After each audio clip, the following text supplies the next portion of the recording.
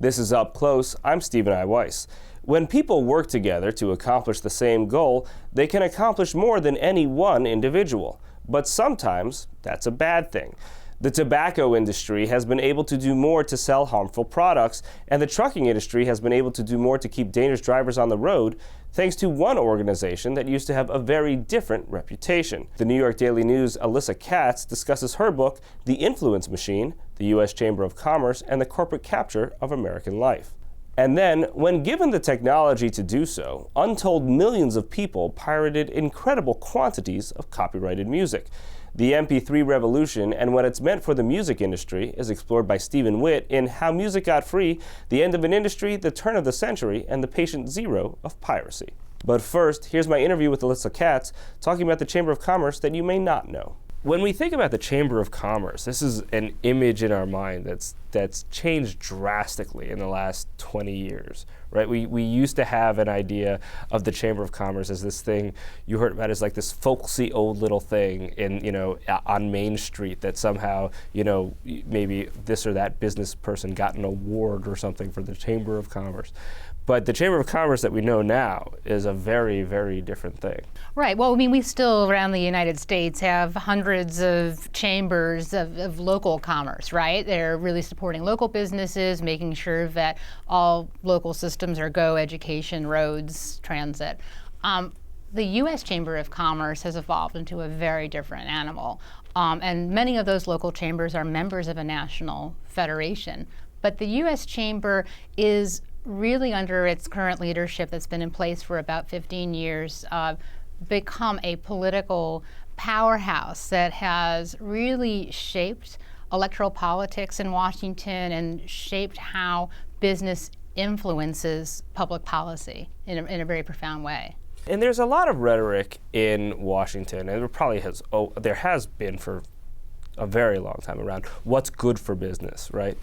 But what's good for business in general is often a very small list of things because there are so many businesses that do so many different things. When it was founded in 1912, the chamber came together at the behest, in a sense, of President Taft, who was dealing with a very bitterly, on some issues, divided business community, which really complicated his life as president. And he really encouraged businesses to form their own organization and form some kind of consensus around what they sought. And there's certain issues, certainly, where business can pretty readily find consensus around, yes, let's invest in roads. No, we don't want to give labor too much power to strike because that's inconvenient for us, and so forth.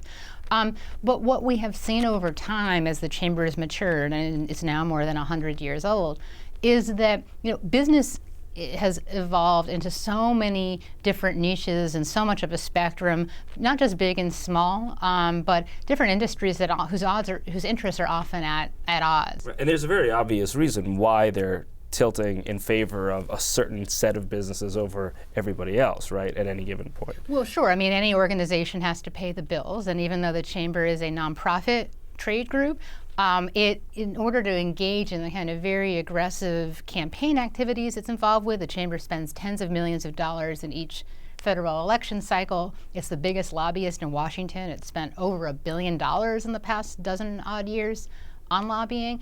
To do that, you have to get companies to not just pay dues, but to write significant checks to fund those activities. Or I shouldn't describe it as an inevitability. This was a choice that Tom Donahue, the CEO of the chamber, made when he came on board, is to really build up a kind of unprecedented level of influence for this business group through the means of soliciting very large contributions for the purpose of shaping policy on behalf of companies that could write those checks and had something in Washington that they needed to get done that they could not do on their own. And now Stephen Witt talks about how music got free.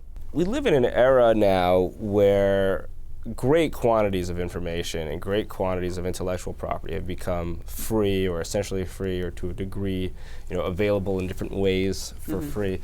That's not necessarily by design. No. People are stealing most of this stuff. Well, it depends on what you mean by stealing. If I take your compact disc and I take it home with me, then you don't have it anymore. I've stolen from you. But if I take your compact disc, make a copy for myself, and give it back to you, I haven't stolen from you. Who have I stolen from? only some sort of theoretical third party who's supposed to get paid when we do this. But if they're not around to enforce those rights, is it even really a crime? Is it really theft? And what happened to my generation is when we all showed up in the campus dormitories in the late 90s, we had all that information on our hard drives, but now it was suddenly connected to these high-speed, broadband internet connections. This was an era when I was in college too, when Napster That's right. happened. And I was at Yeshiva University, where you had students who would argue back and forth for hours about whether, if you'd borrowed a pencil, if you'd done this, that, and the other thing, and you could find textual sources and this, that, and the other thing. And somehow Napster just sailed right past a lot of those questions. There was something about it where people who would not commit a crime normally, where people who would not take things that weren't theirs normally, they just felt like, unlimited access to music, and even it wasn't necessarily the free part. Yeah. It was the unlimited part. It was the access. Right. A lot of us had grown up paying a lot of money to sort of buy compact discs, and it often felt like we were being ripped off. So there was a little bit of sort of innate animosity towards the music industry to begin with. But I think also just the ability to do it so easily, that actually led the moral side of it often. So the fact that it was so practically easy, you certainly didn't feel like you were doing anything wrong. It didn't feel like you were out there hurting anyone. And even, like I said, it actually often felt like you were helping other people. I would argue it's not necessarily immoral. What is copyright? It's a legal thing, but it's only existed since, probably the early 18th century. And for centuries before that, it was always seen as a good thing to copy stuff. You wanted more material around. It could be destroyed easily.